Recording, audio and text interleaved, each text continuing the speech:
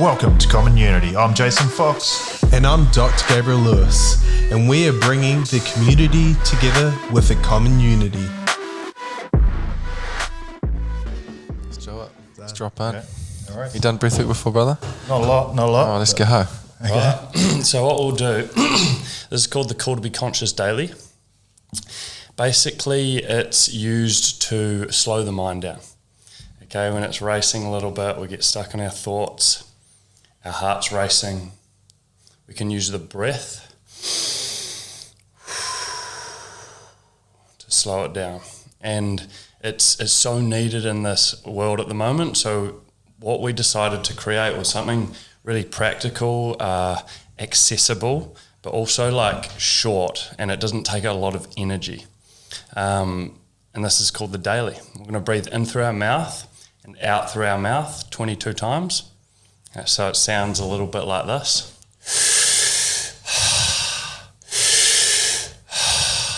Okay, you can really pull your shoulders back and open it up. Beautiful. And and then we'll hold our breath, repeat it, and then do a wee recovery breath at the end. Beautiful. Amazing. Let's go. What we'll do is we'll gently shut down our eyes. And in 5 seconds, we'll exhale for our first inhale through the mouth. Okay? 3, 2, 1, letting go. Fully in. And out. In. That's it. Really inviting the breath in. See if you can breathe just a little bit more with each breath. Opening the body, pulling the shoulders back. Allowing the body just to relax with each breath, but also to energize with each breath. That's halfway through this first round. Really good. That's it. All the way in.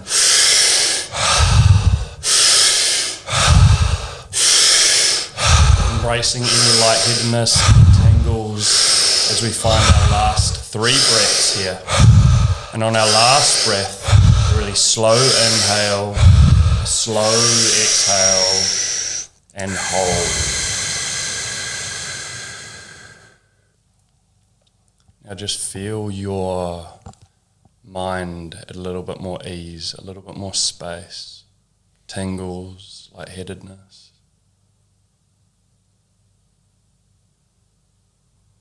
And very soon we will start our second round. 3, 2, 1. Everything you've got here.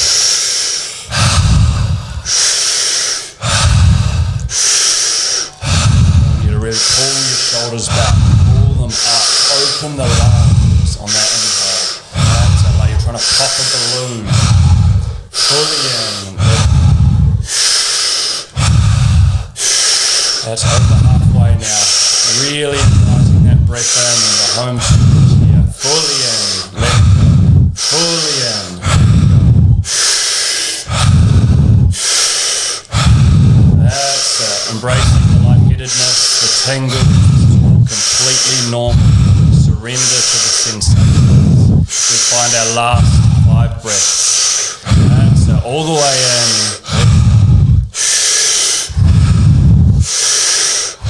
Our last breath, a really slow inhale, a really slow exhale. And just holding. Noticing your heartbeat.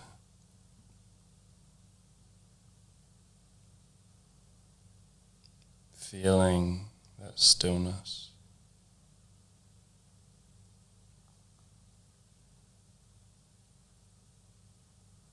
Allowing the nothingness.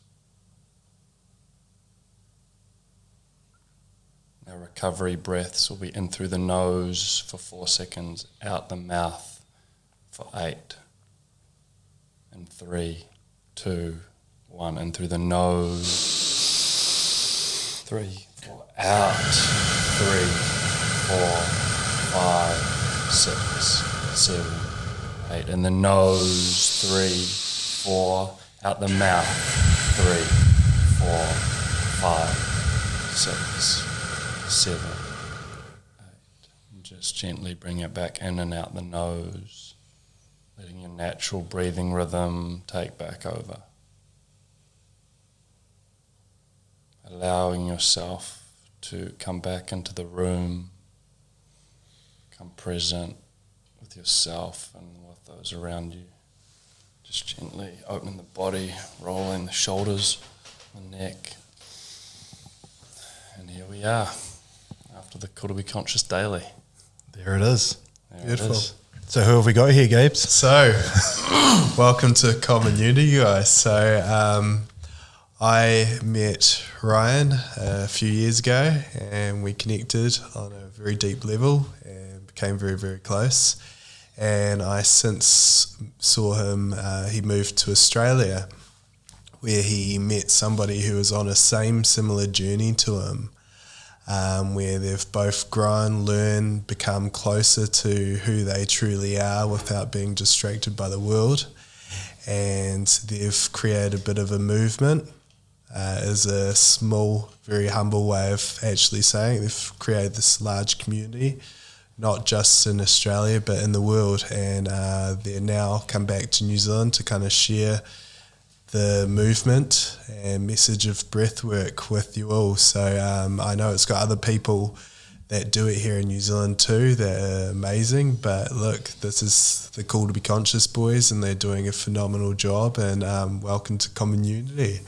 So part of the reasons why we kind of started Common Unity is with realizing where people often see people doing things and don't realize how they think, often will naturally think, oh, I can't really do that, they've got something special with them. And part of the big reason of doing this is to actually get people to realizing they're no different to you. They've just chosen to go down a different direction. They either at one point had a decision and decided to press go, whichever direction it is. So we're about bringing that consciousness to people about they're no different to anybody else. It's just a choice and self-belief where they can kind of grow, and you can be different to one another but still be connected and grow and respect each other. So welcome. So we're going to go a bit backwards, and we'll go back to the kind of the start of the story of where you learned this beautiful art of the breath work and learned to kind of master it. And I call it an art because it is. It takes practice, it takes skill, and it takes dedication. So so where did this all start? So do you want to start with the start? So let's start through. Okay, so I know a lot of Ryan's backstory, but tell us, where did you grow up? Simple. Let's at the start. I love how you've just gone about this, and then it got to that. We were just talking about Lewis Howes before the podcast, and how when I first, like, where it started for me was listening to podcasts. Like, my journey was, growing up in New Zealand on a farm in this very suppressed environment, unknowingly, and I loved it. And then I went to an all boys school playing footy.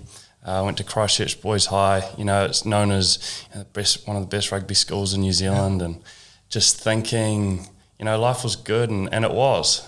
And I really started to build this pull for rugby. It started at a young age, but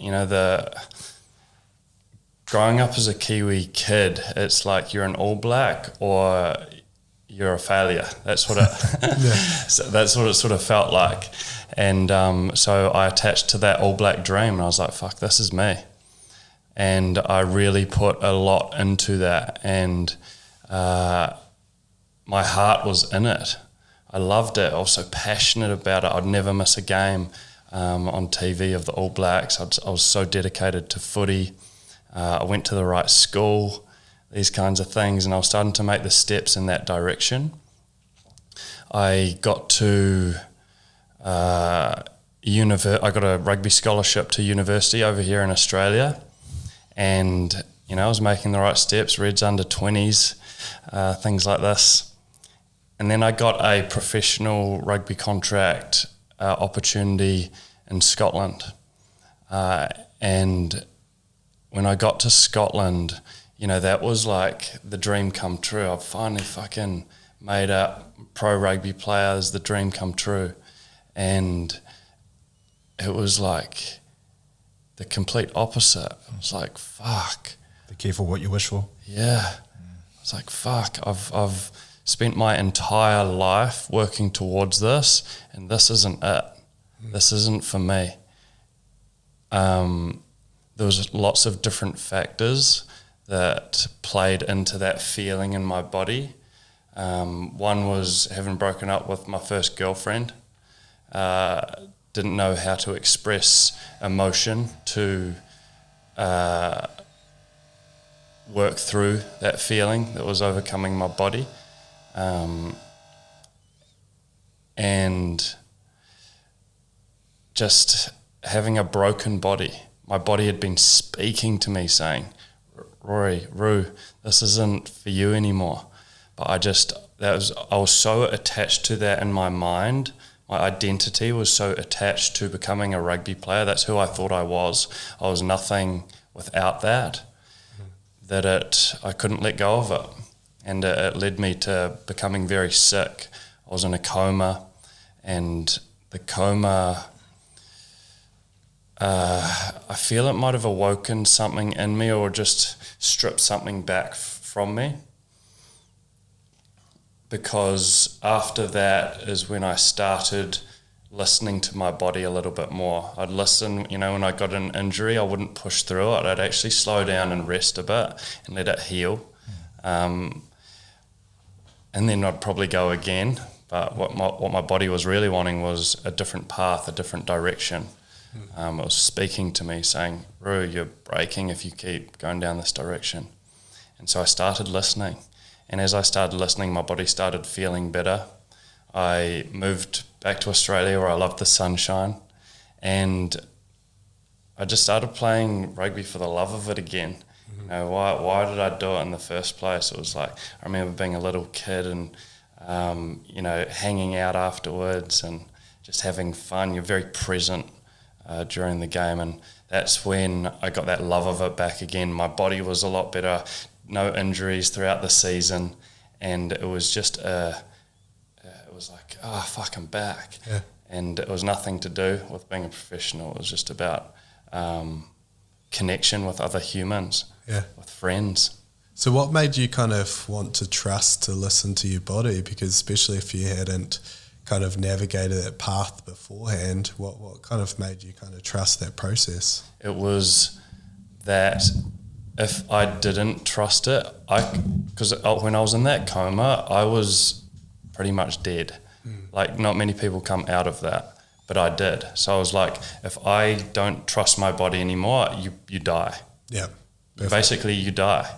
No choice. No choice. The body gets so, like, and it happens, you see it all the time, people get illness and disease and these lifelong things. It's like, no, you're just not listening to your body. Yeah. If you listen to yourself and take different direction in your life and your path, your body heals. It gets better. It operates and functions healthily. Mm-hmm. It's so clear and obvious to see now, but I do understand how it is difficult to trust before there's a really clear thing like that for you. But what we're trying to do is basically allow people to just trust it a little bit and see how good it feels. Yeah. And go by the feeling in the body rather than needing all the understanding before you just try it. Yeah. Or the near death. You don't even need to understand the why. You know, a lot of people like to figure out the why before they try to trust it. And if you're kind of going down that path to understand it and where's my peer-reviewed study and stuff like that, well, guess what? You don't need a spreadsheet to know that somebody makes you feel good being around them, you know. You don't need a spreadsheet to let you know if somebody you just get prickly energy from, you know. So, it's good that you trusted and that's the process. So what did you do from once you're back in Australia? Yeah, once I was back in Australia, I started, I want once I was back in Australia, what happened was I was starting to trust myself more, but I was still very distracted in the world. Very suppressed energy. Like I'd never really screamed or shouted. I never really cried. I never really expressed like how I wanted to move my body or how it could move. Things like this. I was like, I had no idea of the potentialities of the body. And it is limitless. Like we have no idea the access and the things it can do. But sorry, I'm just going on these tangents. No, That's good. no, they're all Keep it on. connected. Yeah. What was the question, sorry? So it was just basically, what did you do when you came back through to Australia? So yeah, but you just started to move the body, get more expression, more understanding, more awareness. Yeah, so not initially. It was very suppressed, but like what happened? This was a big part of it. I worked on these golf courses.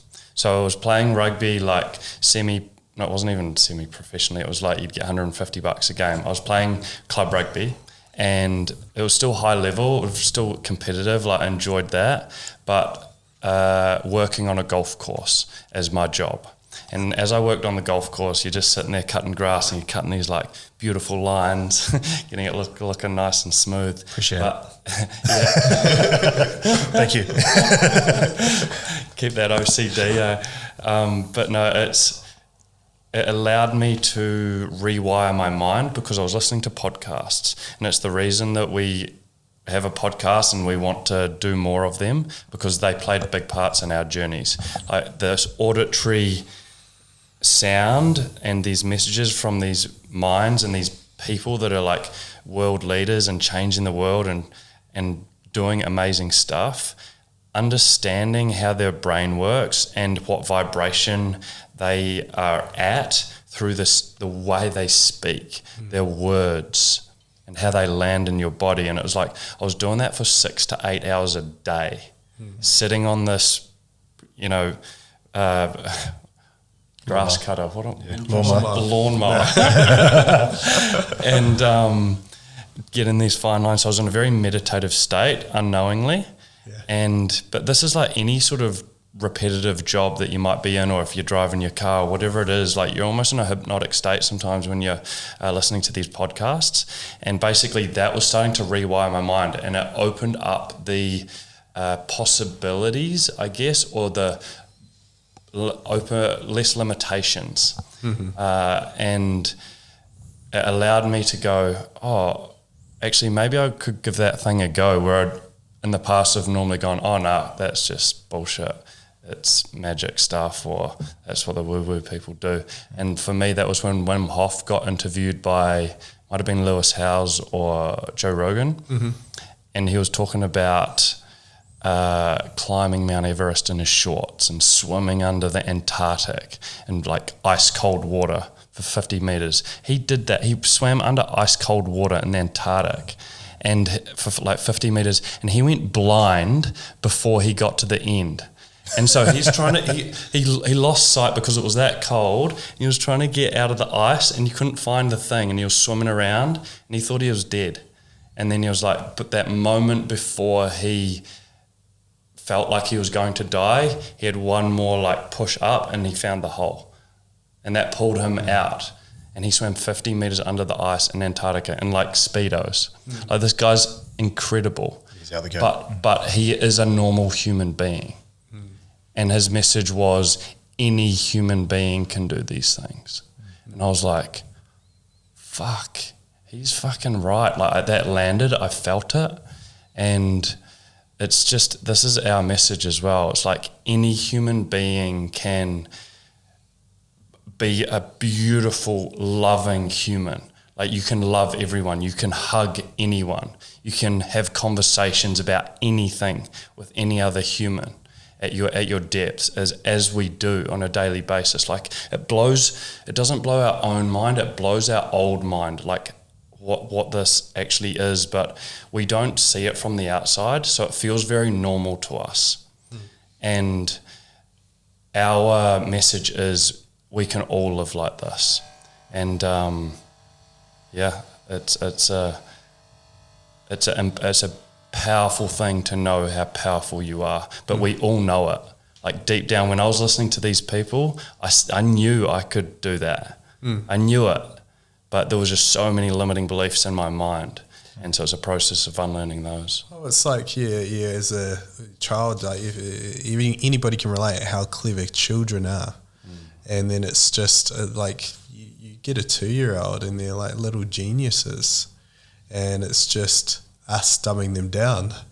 It really is putting our own limitation beliefs on them, and you're like, holy moly. You start actually really look at how incredibly clever you give a detailed instructions to a child that cannot speak or communicate properly, but they can. And I can understand it because one of my core memories is actually communicating with my twin, and we didn't talk until 3.5, but I remember communicating with Israel from a young age, way before we could talk. And I remember the time that we could talk was much later after the fact of all the stuff that I remember we used to go do it. And Mum was like, yeah, you just understand absolutely everything. But it gets you realising you're dumb. What was the communication before you could talk? I think just purely visual. Like, seriously, I can look at Israel and look there and then look there, and he'll know exactly what I'm talking about.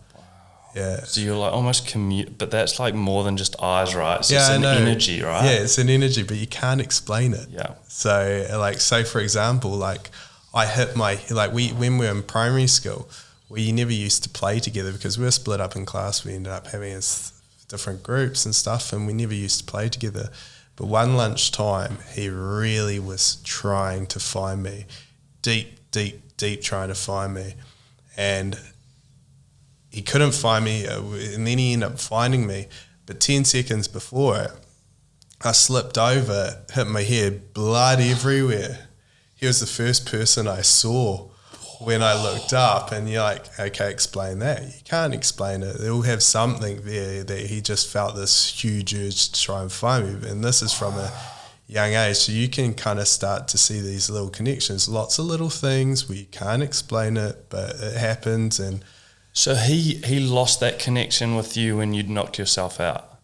No, he came trying to find me. I think his body was obviously trying to intervene.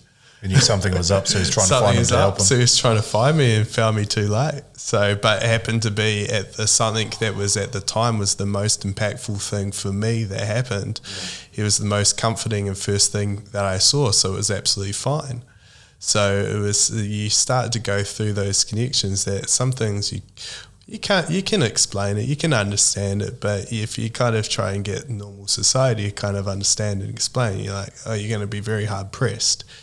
If you get what I mean. So I understand where you're coming from a lot. Like, anybody can relate on a normal basis of you've thought about somebody and they've given you a call that day or that week, and you haven't thought about them in a whole year. That's like the real basic model of it, but it's the same similar principle. Yeah, there's lots of unexplainable things. So it's cool that you're going quite deep down, not deep down the road, but it's bringing that kind of consciousness to the masses that people are more aware about and in tune with themselves, because you go through, and anytime I do breath work, I just get a massive sense of clarity, that I pathways are very clear of what I need to do and which roads I need to take, and it's very, very easy. And different people need to they get different things from what they're kind of navigating or working through. And yeah, cool. It's cool that you kind of listen those breadcrumbs as you're going through those kind of little stories, that not stories, but those little feelings that you're like, actually, I need to make this shift and change. Yeah, cool. And you're dead right on what you said too, because the man I am today is 100% because of podcasts. There's been 3 or 4 people. Lewis House is a big one. There's a guy downstairs we can introduce you to. Actually, he's been to see Lewis House twice this year. You guys are very similar in energy, so maybe we can set that up before you leave tonight. But I think I am the man I am today because of podcasts, and that was a big driver for us doing this too, is that we have the ability through our connections to have some really powerful conversations, and let's just open that up to the people that can't access those people. So it's awesome to be able to share these stories. Yeah, and like you say as well, like nobody's different to you, if you get what I mean. Like it's like it all just makes that opportunity and choice to kind of do, oh, sweet, they're doing that. Well, guess what? I can do that. I can do that. Oh, they're no different to me. Oh, well, I can do that too. You know? Well, we are the sum of every person we've met and every experience we've had, isn't it? Right now today, we are the sum of that. I'm going to leave this today. Changed a little bit from this interaction. So, yeah. Cool. Opening that to everyone else is amazing. So how did you two connect together?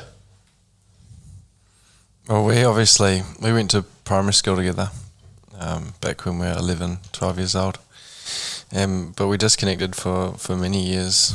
You know, after school, where we went to university, I stayed on the farm and started driving tractors. And yeah, we never really were friends. At school, it was more like competitors and arch rivals in the field, and you know, it was always like that competition. Mm-hmm. But you know, we didn't, I guess, create the friendship or connection until we both discovered the same passion for the breath initially, and then it was the passion for actually understanding ourselves on a deeper sense, and diving into what created Ru, what created Rai, and all of the things that we were put in front of throughout life that manifested into the programs that we're running. And then it was a matter of unlearning all those programs and coming back to this connection with our intuition, our guidance, and just following along what that led us to. And since then, it's been a massive surrender to simply what we're being guided to do, and that in itself, that philosophy or that understanding is profound, you know, for people that are beginning this journey. And especially when I was beginning this journey, I don't know, I'd be guided by some kind of thing that's beyond myself. This guy's losing his mind. But when you can lose your mind, this is when you are connected to that thing. And for us, the breath is a tool to turn off the brain, turn off the mind, because you're physiologically actually altering the brainwave states in the brain. And when you can slow them down and put yourself into a more meditative or parasympathetic state, this is when we have that connection to that intelligence that's beyond Ru and Rai. And this is when those messages come through. And it's as profound as it sounds, it's real. It's real. It's real. That shit's real. No, trust me. I know. I get it. Yeah, I know. It's like, but if everyone just trusted that, like that shit is real. It fucking changes everything. Yeah.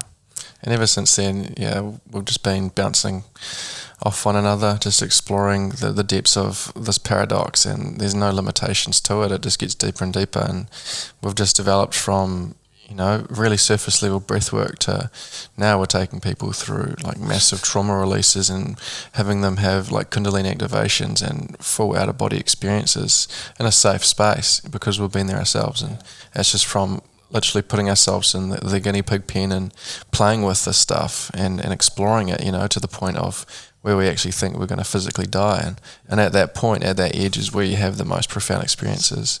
It's like fucking Hogwarts stuff. Like it's mind blowing what you're capable of as a human being. Like being able to bring energy out of other humans, and then them as a human being a more calm and grounded and like energetic, present being, and everyone around them sees it. Like it's mind blowing. Like the brain cannot comprehend it, so it pretends it's not real. The ego does, and obviously the ego's developed over hundreds and thousands of years to make us believe that we are limited, that we are not good enough, you know, that we should suppress all of these things that we're feeling to not make sense of it. So it's a matter of now unraveling and unlearning all of the constructs that have been placed on our mind, usually from parents, because we're breaking lineage here. We're awakening generational programs. And when you become aware of these things and these ways that we've been taught, you realize it goes way back through Nana, great Nana, all of these things being passed down. So those that are awakening to themselves or exploring consciousness and themselves and their trauma and their pain, like you are literally healing 7 generations, they say, in front of you, which is profound to think about, you know. I remember that you used to think, like, what do you mean generational trauma? Like, what do you mean it being passed down? And what made it click for me was it's like, think of how they lived and how they were suppressed, and then they teach that like your grandparents, sort and then they teach those same things to their children. That's like generational trauma. Like, say your grandma got beaten, so she might be a very like timid and shy and like reserved, and that's her hunkering down and protecting her energy that she couldn't feel in that moment, and she passes that down to her child, and then that comes down to you. It's like that's the generational trauma when you become aware of that, and then you allow yourself to express that through the anger, the tears, the sadness that your grandma didn't get to express. That's it coming out of the body, and then you can become more safe, and your body can feel more at ease all the time. You can be more open. Yeah, I guess we can jump into a discussion or conversation on what trauma is and how it is stored in the body physically, and how we use the breath and modalities to allow it to alleviate from the body. We can talk into the physiology around that if that's something you guys want to tap into. 100%, yeah. Because I guess in conversations. Yeah. I've been very interested in doing a rebirth for quite a while. We've talked about it quite a lot because there's 100% things that I react to. I'm like, why am I reacting to that so strongly? Yeah. So, very timely. Let's talk. What do you mean by rebirth? Yeah, like the breath. Yeah, through the breath work and what you're just saying, sort of the releasing of all the trauma and stuff. Yeah. There's so many different, I guess, types and ways to breathe. But what breath work is like on a real simple term is it's a tool that we can use to slow down the brain and get into the physical body. And then once we get into that and it activates different parts of your body, it'll find physical blockages. And so like if you can think of a river that flows naturally and just streams, think of that as energy. Then think of like dams or blockages in the river as trauma stuck in the physical vessel. And that what that does is it connects to the fascia tissue that surrounds the muscle, and then that causes tension, cramping or tightness. Lots of people have issues with lower back problems, and that lower back is that tightness, and that part of the body is associated to anger and rage. Majority of everybody has a lot of anger and rage in them. So you'll see the rotation of the hips, and it causes a lot of lower back issues. I'm sure Gabe is always cracking lower backs. Definitely had lower back issues. Yeah. Not so much these days, but definitely had it when I was younger. Yeah, well, I get through. So it's got different types of stresses that can store in the body. Some are, everybody thinks, how I'm sitting, how I'm sleeping, or how I fell or tripped, or I fell off a horse, or you know what I mean, all those little things, they'll kind of put it down to that. But if you're having recurrent patterns within the body and they're not clearing, it's a good chance. Absolutely. High percentage chance that it's emotionally stored trauma. So 100%. I get it, especially if patterns aren't clearing out and they're not releasing. If you don't address that, it's going to be recurrent. And seeing it real time too, through these workshops that we run, seeing people come in with physical alterations, issues in their body, and after the release of that emotional process, it just disappears coincidentally, that issue in the physical vessel, which is profound to see that happen, in real time. So, like people come in and then they come out and they walk differently. They walk like a different human. Instead of like a little bit slunched over in the neck, a little bit like this, and the knees turned in a little bit, they come in, they process the emotion that's stored in the body that's creating them to hunker in and bend over a little bit. And the body just doesn't need to hold it anymore, and it opens up, and they walk like this elegance, like for the woman, or a slightly more strength, more open, upper chest out a little bit, proud. Like it's a different energy you're walking with. Well, one of the first patterns that the body gets stored into is a protective pattern. It's like tucking into a cocoon. It's trying to protect yourself. So it's understandable. You start releasing things, boom, naturally. That's how you held in the womb, isn't it? Yeah. And one of the first muscles that locks down if your body's stressed is your iliopsoas. You think you go through and you see a stressed person, and guess what? Good chance iliopsoas is jacked up, And the iliopsoas, for those listening, is like the hip flexor, and it's the one that gets you ready to run in fight or flight. Yeah. That's your running muscle. So it's like it's all linked. Yeah, it all links back to the nervous system. And this is why we're so passionate about the breath, is because the breath literally is the fucking steering wheel for the nervous system. And like, how are we breathing as humans? Are we breathing into the chest and telling the body to be in that fight or flight response? Or are we a lot more calm with our breath? We're breathing in through our nose and into our belly, which is telling the body that we're safe, that we can relax. Like, it's that right there is the cheat code to life. It's breathing into the belly and in through the nose. It's simple, but it's not simple for a lot of people. Well, I'm definitely a chest breather. I know I am. Yeah. I struggle. I'm like, need to think to breathe through my stomach every time. So Yeah. it sounds like I'll be coming to the beach soon, eh? This Saturday.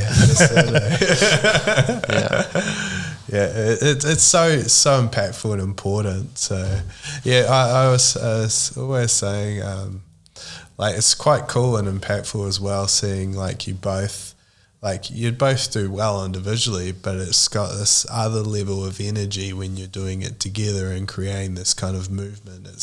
It's like, if you want to go fast, do it, go alone. If you want to go far, work with others. 100%. And it's like, for us, it's like when we're off, like together, and we don't work through that shit, the whole thing's off. Oh, yeah. When we're fucking on, which is most of the time because we work through those things so quickly, it's like on, and that's why it's grown so fast. Well, that's why like people feel it so fast. Like they see it in us, they feel it in us, and it's like we just completely rejigged the whole structure of Cool2beConcious virtually overnight.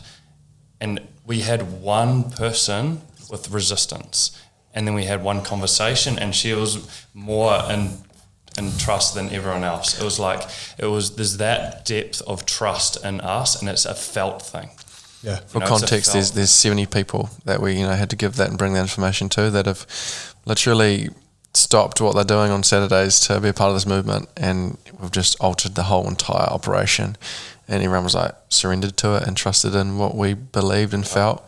Because they know and can see it, they can feel where it's coming from, and they felt it from us. And it's like this love, this energy that's so beyond anything you can like comprehend. Yeah.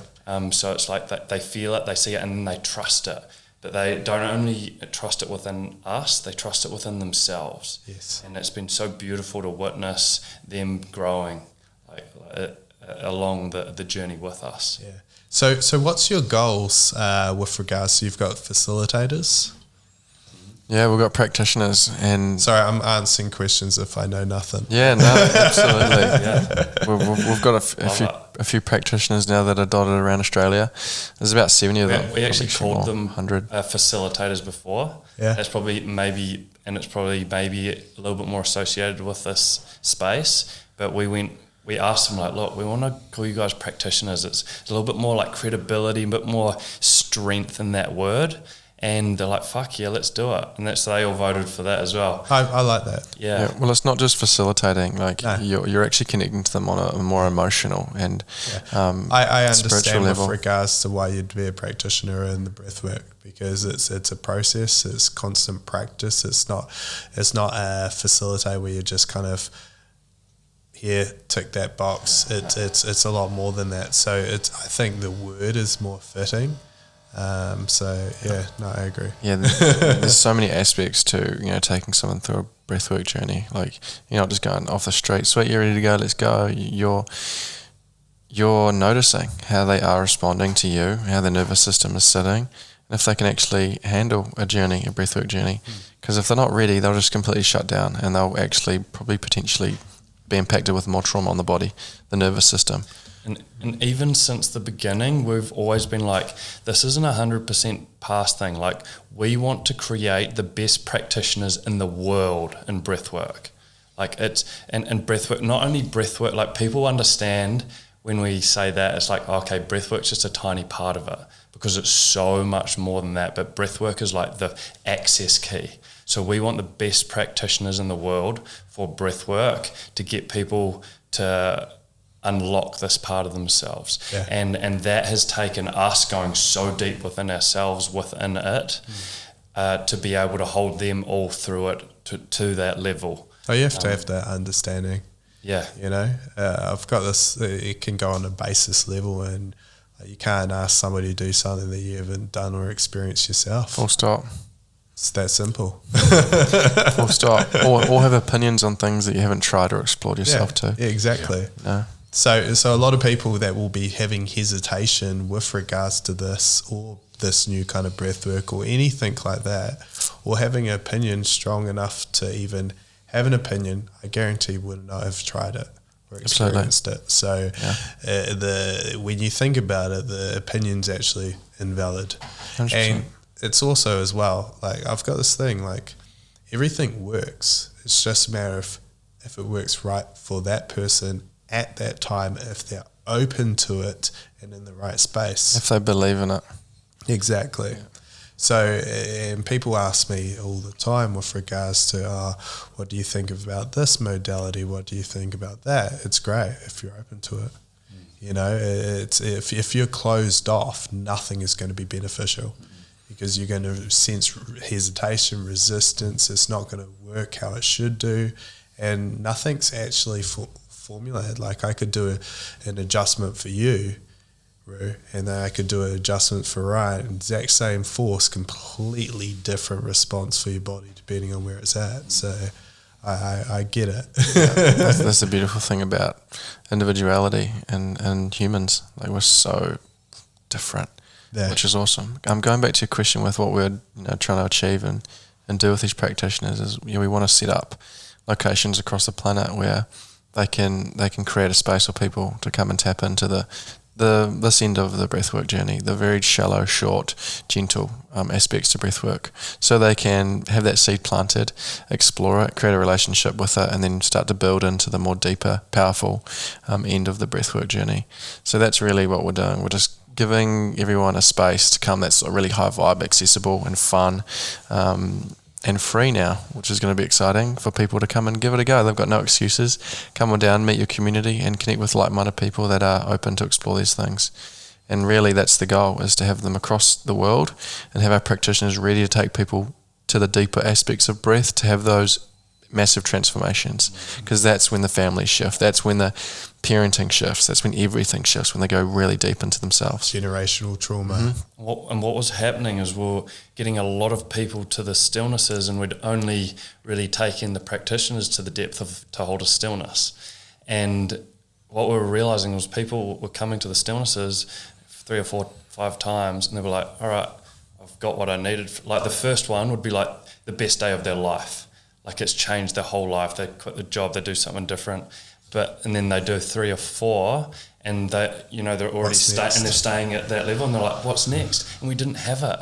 Yeah. And so we're like, fuck, we need to create that next step for them. Well, we did, but it was just us. We'd do the Cool2beConcious experience, but we'd only do a couple of year, but that wasn't even that deep. And so what we've done is, like, we've got the practitioners ready to all hold to the depth of all of it, basically. And so we're going to be offering that this summer, and then we've got we're going to do these immersions with that go right into the depths. It's like living it, and like that's like the end part of it. So we've got that whole journey that if they trust it, if they like the energy when they come to a stillness, you can take it. You can come on your whole journey with that energy, that love and that fun side of it. Yeah, that's excellent.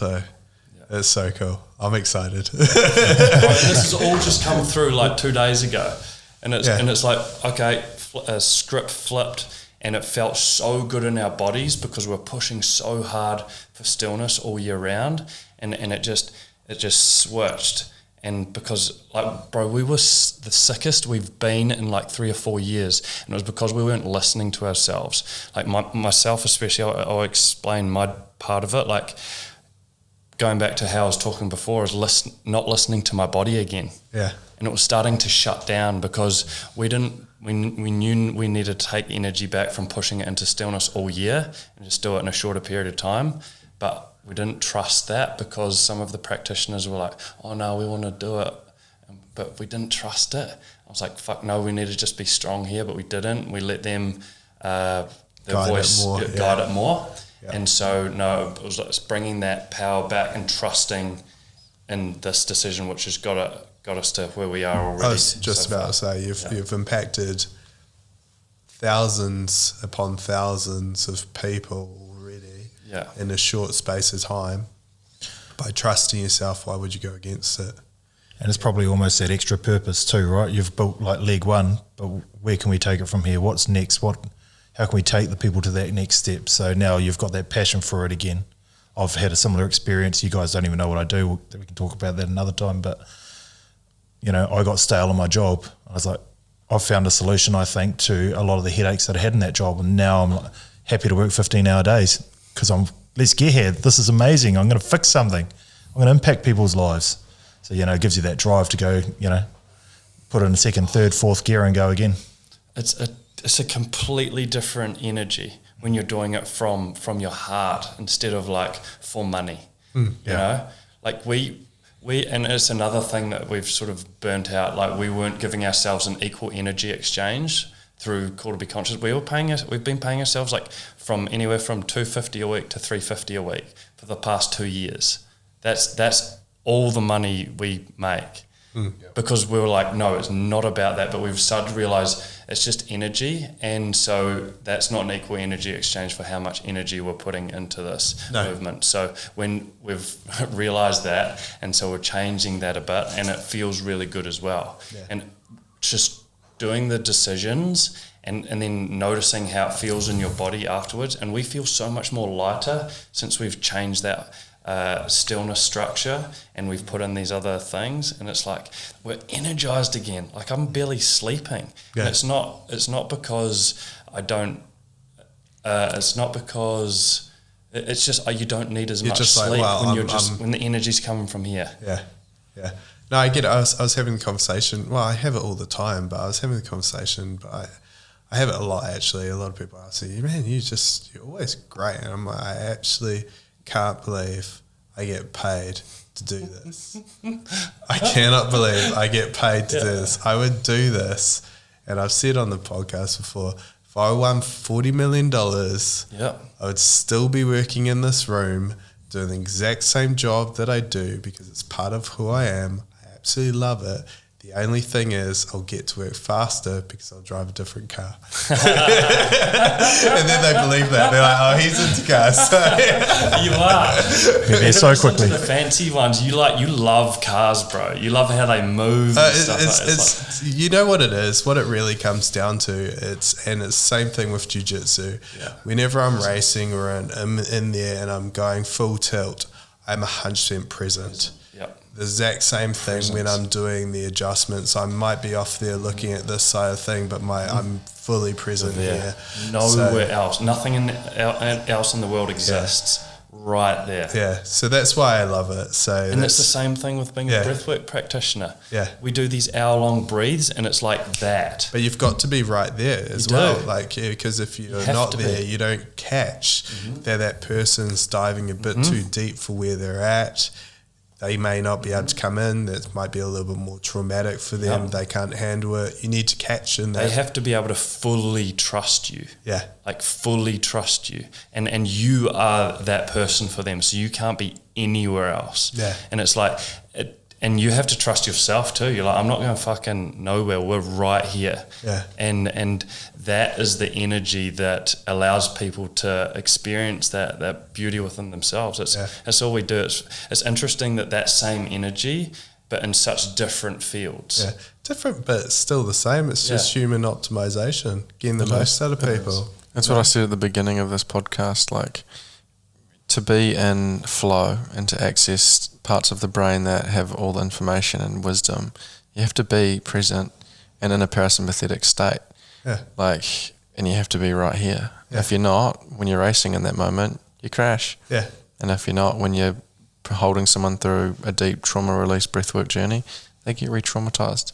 Whatever that is. But this is all in society is chasing, is that present moment, you know, and they do that through sex, through drugs, and through other things that are potentially damaging for their physical body, but all they're actually trying to achieve is that feeling of presence. And they can, it's like giving people education on how to get to that same place with things that are really good for their body is what this is all about.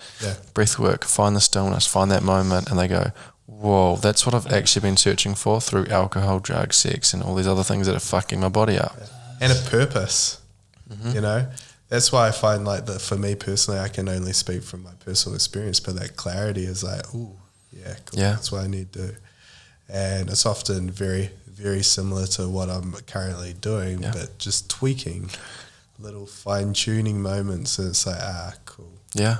Well, we can talk into the concept of like, you know, what we've been told and taught to seek and desire, which is money and fame, when really that purpose, having something to do in your life where you feel you're purposeful, making a change, is the most fulfilling thing you can ever do as a human. If you don't have a purpose, make your purpose to live. Purpose means you're inspired to get out of your bed in the morning. You're looking forward to the day. That's what a purpose means. If you don't have that, you don't have a purpose. And that's a sad reality for a lot of people. This is where mental health comes in, right? That's where it comes in, because this is where we've both been at. And it's like, well, fuck, we need to find something that I am actually excited to get out of bed for in the day. And what we both did is we were like, how do we put as much time and energy into figuring out what that is in a practical way? And so what I did was I pulled back days at work, went down to 3 days, and it was a half day on a Wednesday. So instead of 5 full days, and sometimes a 6th, and pulled that right back, but I bought a van. So I didn't have to invest my money each week, and I saved up for a van. It was like a longer, process, but saved up for a van, bought a van, then I didn't have to pay rent each week, so that I didn't have to work as much. One thing that I really like, you both, at the start of your journeys, kind of stop caring about what other people would think, because a lot of people kind of look at it. And I remember a story you told me a couple of years ago. I had a guy, you were painting his house, and very similar, like you're both being present, doing those super straight lines, just one with grass, the other with paint. And I remember Ryan saying the story. He was like, I wish I could live a life like you. And you're like, you've got this multi-million-dollar home, and he's envious of you for living in a van, cooking out the back of it and being super simplistic, but because the purpose is wrong. But in order to kind of do that step, you kind of actually have to not worry what others will think as well. And I think that's very important for people to kind of learn and understand. Like, the only person you need to kind of please is yourself and your future self. And you know what I mean? Like, all those little things, like, you don't have to prove anything to anybody in order to gain fulfillment. But I think with a lot of things that people are trying to get at these days, they're like a point to prove, all these things, and that where ego comes into play and all these other factors as well. It's like, is that really what they want to get, or is that because of everything? So going back in a long short, you guys have done the journey by going through, and that van's a big kind of pivotal spot for you guys' journey, I think, and I believe, because even now you're still in it. It's kind of funny to think about it. Like, and we were saying talking about this the other day. We're like, it's going to be funny, bro, when we've got like there's millions and millions of dollars or whatever it is, and we're still living in a little van on the side of the road. You know, like it's the lifestyle doesn't change from here. We just live the same thing. We might, I don't know, get the real expensive steak instead of the not so one, but you know, like that's the same. It's the same life. You know, you wake up, you go for a swim at the beach, you walk with your bare feet along the beach, you soak up the sun when you can. You love every human around you. And you might just be doing a slightly different thing, or you might be in a slightly different part of the world. Because early on in the journey, we understood that life is not about chasing the next thing. It's not about having the thing. It's all about enjoying the moment. And fuck, when you can have like self-humility and let go of everyone else's expectations and judgments, you're free, man. You're free. Like those that are listening and are like, how do I be like this? How do I feel safe in my body? How do I have confidence? Like, first thing is self-humility. Like, let go of the pressure that you're putting on yourself to look a certain way or be a certain person. Have self-humility. Like, fucking laugh at yourself. Hey, have a dance and laugh at yourself. Start there. Yeah. Start there. That's what I was going to ask. Like, what was the breakthrough moment when you actually let go of all that stuff? Because I'm sure there was a time when you wanted the nice car, the big house, all the rest of it that 95% of the world's chasing. Yeah. I think those things are all they're all fine as well. It's not like they're good or bad, but it's the attachment to needing any of it. Yeah. It's like, it'd be amazing to drive a Ferrari. That'd be fucking awesome, but I don't need it. Yeah. I can have just as much fucking presence in this moment by looking at my hand as I would driving a Ferrari. It's just a different feeling or sensation in the body. Because like I've got heaps of mates with Ferraris and stuff, and that's a big part of my life. I'm a big car guy as well, and I go on driving tours all around the country, and I live for it. But we've talked about it a few times too. When you've kind of come from nothing and you start earning some money, all of a sudden you want all the stuff that maybe you didn't have or your parents didn't have. And then after a few years, even now, I'm like, I don't need any of that crap. Like I'm selling my nice car at the moment. I'm just probably going to buy a Tesla, which is like, it's an expensive car, but it's free to run. Beautiful. You know, I'm going to just swap that out for the time being. I'll buy another car in time, I assure you, but I don't need it. Like I don't. And someone actually came up to me and goes, but aren't you worried what people will think? I was like, fuck, all my mates are going to be like, good on you, man. Get rid of that. Put it back in your business. Chill out. Just, it doesn't define you. Yeah. You know? It's beautiful. Yeah, it all comes back to that attachment and relationship with whatever you've got and have and desire to have. And then understanding like the reasoning for getting that certain thing. Like, are you doing it to prove yourself, prove your worth, or are you doing it to prove your parents that you are worth it? You know, and that you may never have been taught that in your parenting and through your life and your family. Were you not enough? You know, and now you're trying to prove to that unconsciously. You know, a lot of people are. A lot of people are proving to their parents that they are worthy of their love, you know, and that's what a lot of people are missing. That's trauma. So, understanding, becoming aware of yourself in ways to see where you're pushing against the grain for an outcome that actually is right here. It's right here inside of your body, and that's self-love. And once you can get a grasp of that, understand what that is, start cultivating that, everything else externally disappears. All of a sudden you're like, man, I'm going to live in a van now and have a dance and have a boogie and make fun of myself, and life's a game. Yeah. Sure. I use this, I always kind of like extreme analogies actually for not just myself, but even like through my clients that's having like a real stressful time. And I was like, I've got this analogy, okay? All these things are really actually not important, and I kind of prove a point with it, and it kind of gets people's attention kind of from it. So, okay, so for example, this is my own personal analogy, and a lot of people might look at my shed and think it's an ego thing, but I actually don't care about the shed at all. It's actually something for me to spend time with my family and my kids, and it's a real thing for me like that. But how I've got everything, if the world ended, there was a complete apocalypse, and my family was safe, and we made a teepee outside and we were safe and we were together and laughing, and would I be happy? Yes. That's all that matters. So you go through and you think, okay, you go further from that point, it's all bonus. It's all extra. So I always pull back straight into that thing, because it's like you look back and you're like, it really doesn't matter. It's not for me. It's for the thing.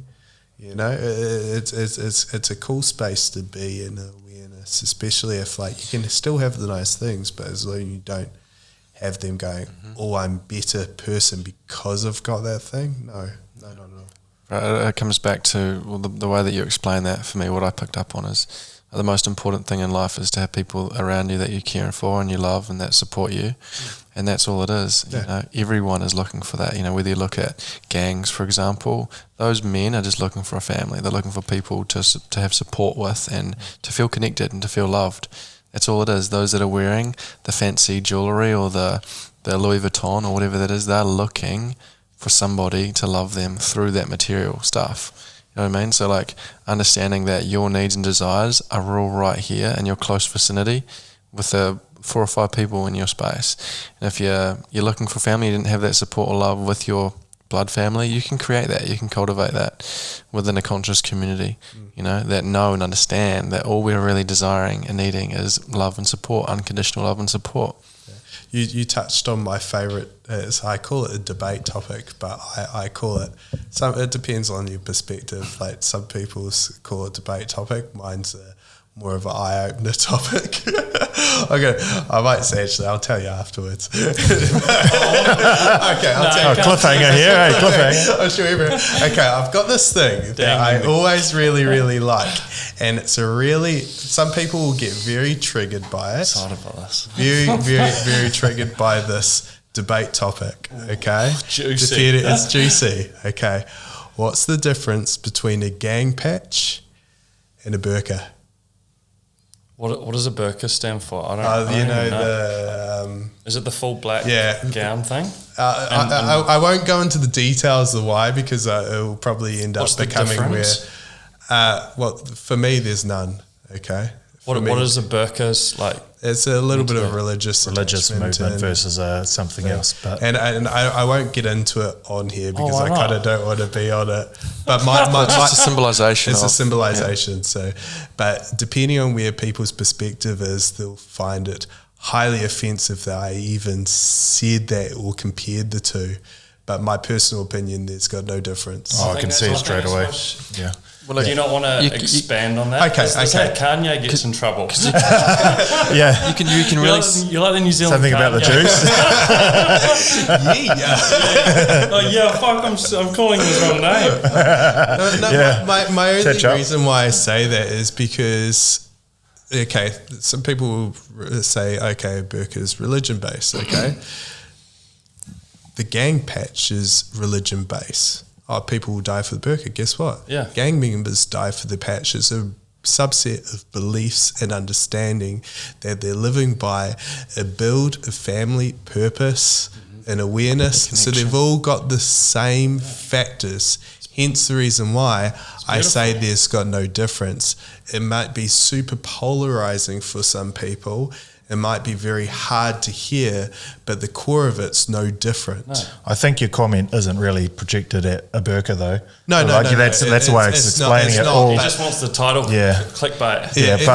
In reality, it's any religion, right? And most wars have been religion-based. But the reason why I use that one is some people are like, but the gang patch is actually really intimidating.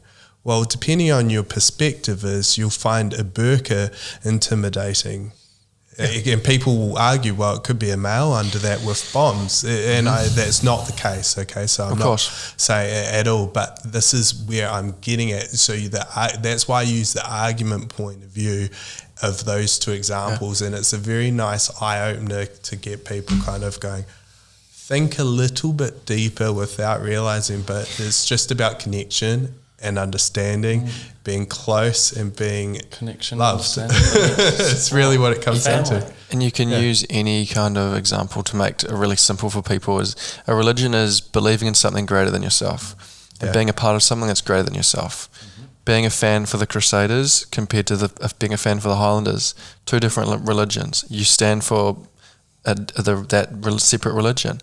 To control people in populated areas, they need something to believe in greater than themselves. This is getting a little bit more controversial, but to have things in society that people cheer for, that go for, that are like obsessed with, this is just distracting the greater good, then to come back here and realize that it's all here. But you're like seeking externally for that connection, that family, that belief, that like strength. It's all coming from a religion. That's all it is. It's just exactly what we talked into there. It's like having that community or that connection with somebody for something that is greater than yourself. And we all need that in some way to feel connected to this world. You know, like my religion is that I'm connected to an intelligence that's beyond my body, that I just trust, that I can hear and feel inside of myself. You know, and we don't want to get into like religious topics, but it's all the same thing. We're all seeking, desiring that love for ourselves, full stop. And people are willing to die for that religion because they believe that religion is different or incorrect, when really we're all looking and seeking for the same thing, full stop. Why love is our religion, and Ryan was pointing to his chest when he said come here, it's because we've both had experiences where we've surrendered to death. And what we realized was on the other side was nothing but love. It was, and what I mean by love is if you close your eyes, like a dark nothingness, everythingness. It's like you're exploding love, and it's like a warm home feeling.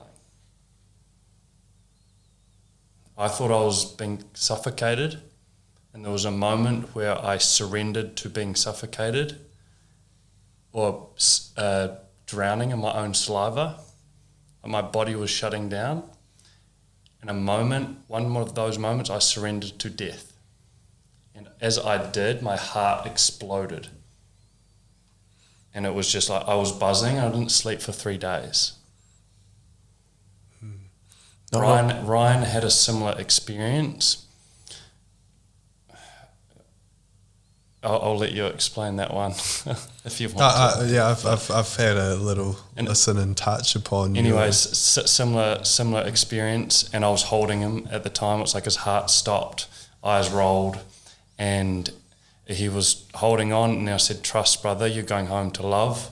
And he surrendered in that moment to death, and I thought he died. My head went to his chest, grieving instantly to let the energy through the body, and then I felt the explosion come out of his chest into my head, and it just like shot through my whole body, and it took me back to when I experienced that same thing, and I started laughing because I knew that he was home. I knew that he was experiencing what I'd experienced, and his body started laughing as well, because it was like letting that through what I was feeling. And then I came up and looked at him, and his arms were back like this, sort of out to the side, and it was just eyes sort of rolled, like not there, and water streaming down the sides of his eyes, and his mouth wide open.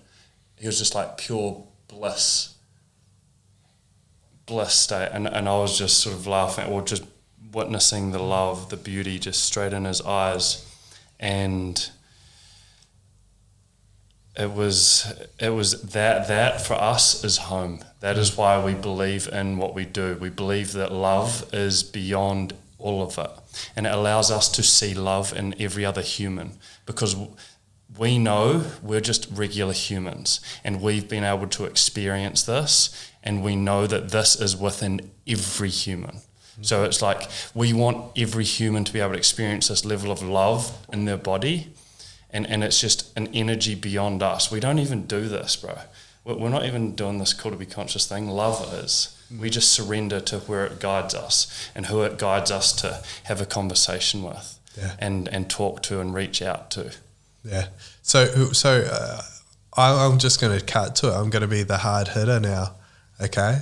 So if somebody says, "Oh, whatever," what's your thoughts? I know you've got a real open heart, and I know you got the right thing. So what would your words to be to something if somebody's listening to this and they're having a very hard time even just listening and hearing what you're saying? What's your words to them that you'd like to kind of share and kind of grow or get them thinking something differently?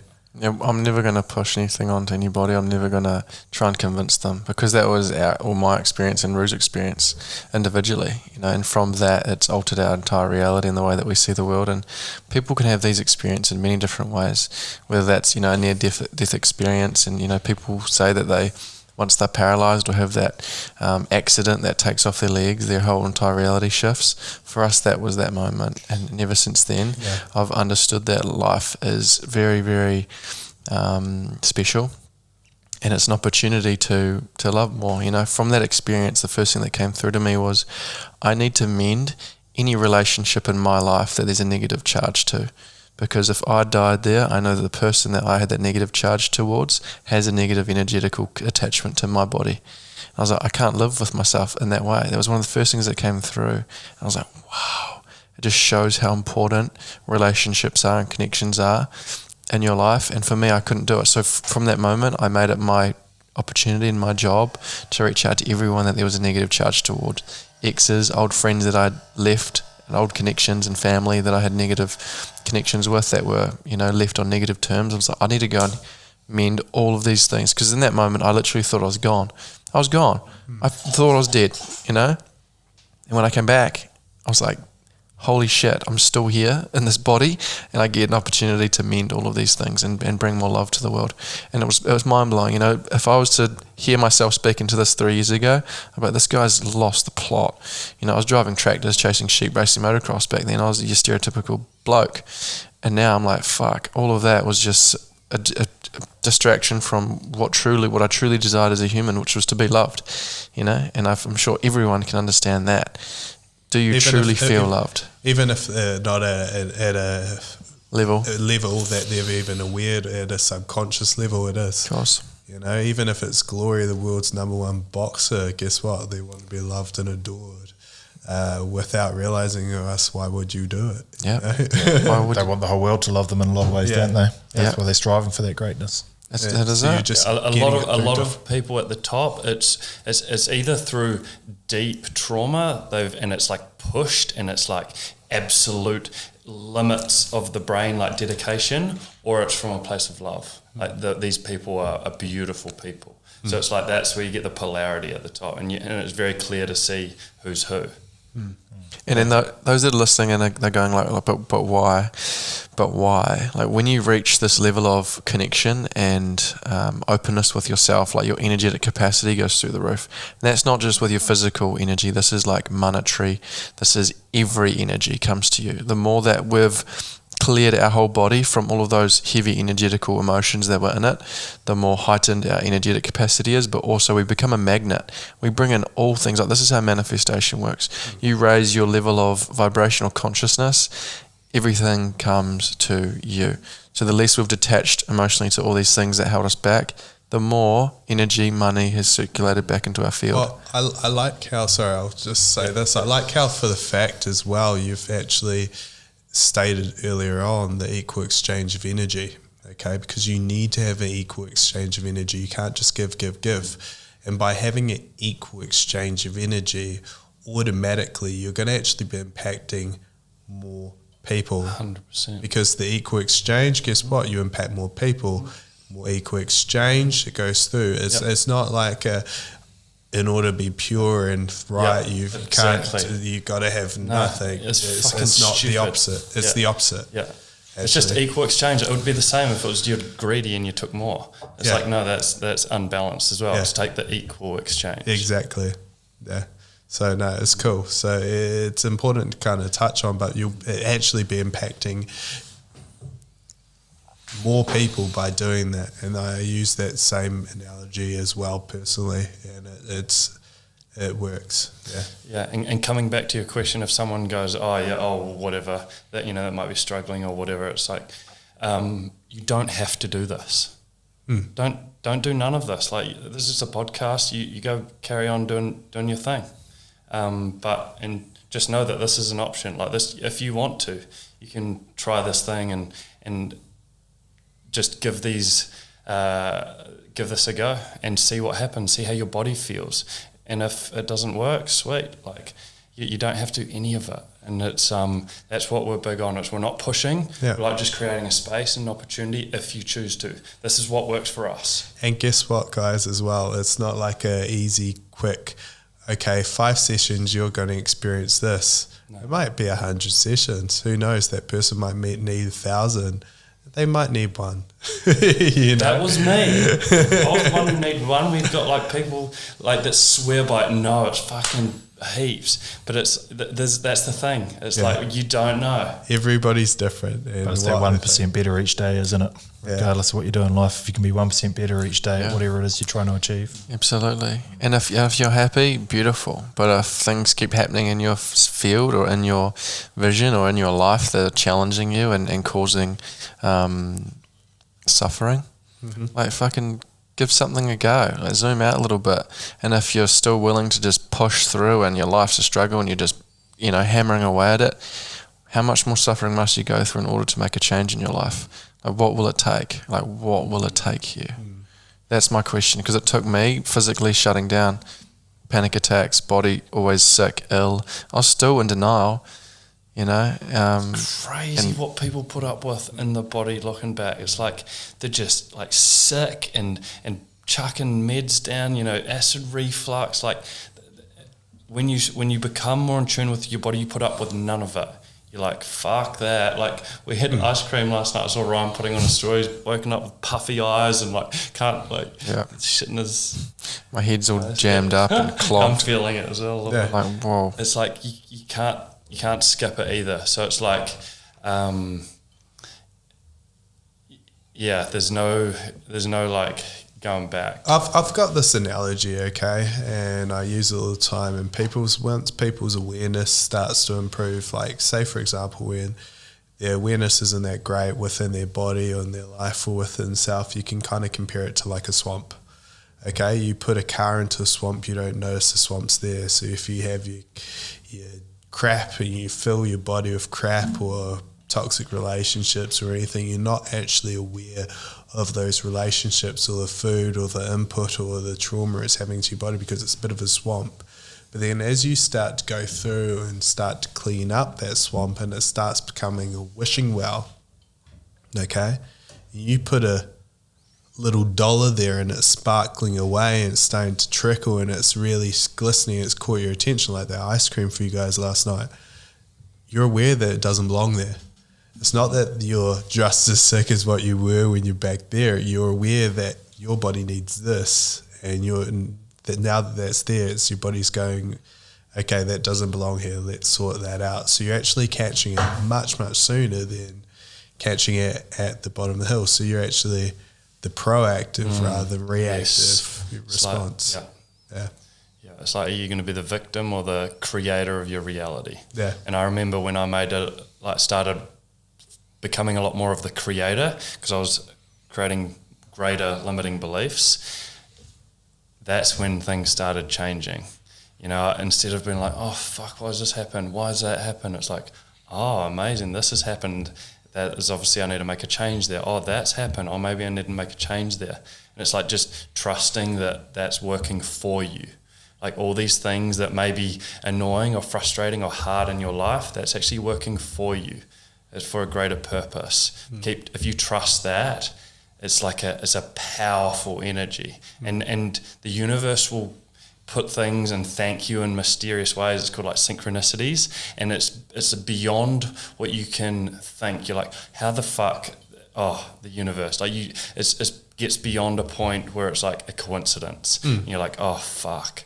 All right, I trust this more now, and that trust builds more and more the more that you trust it. Yeah, totally get it. It's pretty cool life, eh? It's pretty cool. It makes everything so exciting, right? So you wake up every day like, right, what's going to happen today? Yeah. And you just don't know. You don't know the human you're going to meet that just blows your mind once again. It's what it's all about. I often I think life's a big lesson. You're not meant to know all the answers now, and I think it's actually quite important. Like say for example, if I'm getting triggered by something, I like to go, why am I getting triggered by that? What's that bringing up for me? Okay. And it's really not what they're doing, it's why is it triggering me? When you start going through and being like, why am I triggered by that? You start going in deeper, life gets fucking easy. It's not a big deal. You don't sweat small stuff. It's not a big deal. And it's the cool thing. You're giving people tools to help navigate things. If they've got like this kind of safety net that they might be having a challenge time, guess what? Let's go back to the breath. Let's drop that nervous system down from a sympathetic to a parasympathetic. Let's calm it down. Let's get things going, and putting the balls and the toolkits in your toolkit. Yeah, cool. So is there anything you kind of want to touch on before we kind of... We come in with no plans, bro. Yeah, we came in with no plans. Yeah. We're like, we kind of like to kind of have it as this point that we kind of like... we kind of like to not kind of research people. We kind of like to have an open thing, and we just kind of have this chat, sit down. I like to not know topics about who Jason brings in, and he kind of the same. That's presence. Yeah, so you're not thinking about I need to get that question in or get that one. It's like, no, you just rock up and there's 4 humans here and you see what happens. No perceived notions or anything. We just show up and the conversation flows, and that was always the feeling of this podcast. And a lot of people, fortunately, thank you to the listeners, have told us our podcast is quite easy to listen to, because it just kind of flows. It's not like cringe. Forcing hopefully. topics and Yeah, we just sit down, we have a conversation. My favourite thing to do is just sit down and have conversations with people. Conversations about having conversations. Yeah, right. So we created a podcast where I get to do it and meet new people like yourselves that I otherwise may not have spoken and to. you get to help people at the same time. 100%. Yeah, And it actually gives you accountability. You got to show up for these people. You're inspiring them, so it gives you more energy to do it. I literally got a mate in Scotland that I haven't seen for a while. Text me about 9 o'clock this morning. When's the next podcast up? I'm like 4 p.m. mate. It's chill. It's almost there. But, My brother, all the way from Scotland. I lived over there for a while. That's the cool thing about that Ireland, podcast. sorry. I'm actually Cool2beConcious. You wouldn't realise. Look at that. Can tell. Macmillan, you can tell. I can see Braveheart in there. Freedom. That's the blue paint on the cheeks, eh? Oh, Maddox, it's pretty cool. So, you gonna answer your question? Yeah, I'm gonna answer the question. Go ask your question. We've got a question that we kind of like to ask everybody. Is this inspired by Lewis House? It is actually. Yes, It's not the same question that he kind of asked, but Yeah. I kind of like to have this bit of a theme, okay? Kind of like to have a bit of a Bound to happen one day. yeah. So. It's all right. We'll just hold on to it. Yeah. There we go. Almost there. We're almost there. It's not your fault. He's It's the filling table. with it the whole podcast. I was like, man, you're filling with that mic a lot. Sit still. I've just got so much energy in here, bro. Well, now you kind of look like Elvis with look that like mic. Oh, shook up. Like this one. How good. I was feeling more like a rapper, bro. No, you got to hold it upside down. I've done that one before and got told off for it accidentally. Okay, so there's got a question that we kind of like to ask everybody, and the reason why we like to ask it is because it gives people kind of a little bit of a re-look back at what they would have changed. It also gets the young people kind of having a factor, and what I've found is a lot of the questions and the things that, the limitations that they wish that they looked at, are the ones that I wish the young people actually listen to. If we can just do a session on, hey, don't think this is this, all wise words from people like yourself. So the question is, what's some advice you would give your younger self if you were to do things again? Like 18, say teenager, leaving home, about to start life in the real world. The whole world's scary and daunting. You don't know where you're stepping out. So more like leaving school.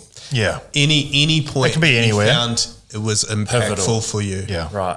It could have been intermediate, it could have been primary school, it could have been 18. A lot of people kind of like to think around that kind of leaving high school area, but it could be any time you felt like you could have needed that information in your life. It could have been yesterday, it doesn't have to be from when you're younger. Yeah, okay. I got something. To not judge yourself and to just do what makes you feel more you and just to have fun. Have fun. Yeah, stop taking yourself so seriously. I've had so much pressure self-inflicted on myself for so long. It just led me into destruction, stress, anxiety. Then I found all the alcohol and the things to get away from that. But yeah, take away that self-judgment and have fun. Yeah, that's what I would say. Amazing. I would say, or what is coming through is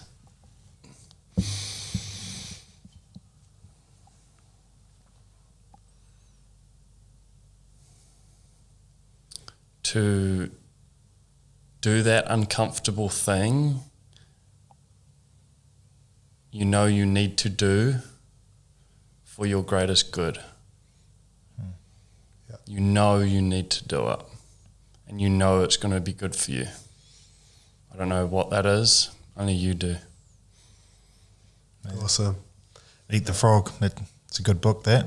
Eat the A frog. lot of people do that each morning. You got to eat the frog each morning. The one thing, the hardest thing that's going to break your whole day down. Do that first thing. The rest of the day is a cakewalk. Powerful. Yeah. Well, I'd like to personally thank you for taking the time to kind of share your experience of your journey along with people, that they can kind of grow, connect, take something from it. Even if they get triggered by some things, even look into why they're getting triggered by some things, and see, okay, what's that bringing up for me? Because anytime anybody's doing some cool, impactful things, you're naturally going to ruffle some feathers. So just kind of like commend you and staying your course and doing your path, and it's absolutely awesome. So thank you very much for taking the time to come on Common Unity. I've taken a lot from it. I'm sure Jason has as well. A lot of learnings. Yeah, a lot of breath work needs to happen. Well, it was beautiful also to kind of share that experience at the start with the breath work as well. It's been a minute. So thank you. Thanks for having us. It's been a pleasure. We love conversing and just sharing. We have faith that we've inspired or planted some seeds in some people, and for those that are triggered, use that as an opportunity to free yourself. Because that's all the trigger is. Yeah, the reason why I say trigger is because we've got such a vast people listening to this from different aspects and different awareness and understanding. So some people will, and that's okay, and some people will find anybody that we get on not right. I feel like just speaking your truth and being open to learning, like that's all we do. I just speak what is honest and true to me. And if someone talks to me and says, oh no, but what about this? And it makes more sense, I'll go, yeah, okay, that's now my truth. Yeah. And it's like just speaking that truth in every moment, but also being open to learn, being like vulnerable. You don't need you don't need to attach to it. It's having self-humility to be wrong. Self-humility, that's what I was looking for. The reason why I say that is because I remember you did a post on Mount Wanganui notice board, and I saw, come to the beach, it's free to breathe. Okay, Karen. I was like, yeah, but you're missing the point. But so we got to get some people listening to it like that. So I'm just oxygen everywhere. For those that are challenging to understand it, go and give our daily breathwork practice a go, and then message me and say nothing happened, because something will happen. You'll feel something, and you understand it. Yep. Give it a go. If those are like, this is all bullshit, give the daily a go, and then message us. Yeah. Amazing. Well, thank you very much. And where's the best place for people to kind of connect with you guys? Instagram, Cool2beConcious, simple, easy. We're on there, and our daily's on there as well. Through their hearts. With that. Good. On the beach. Grains of sand in the toast. Let's go.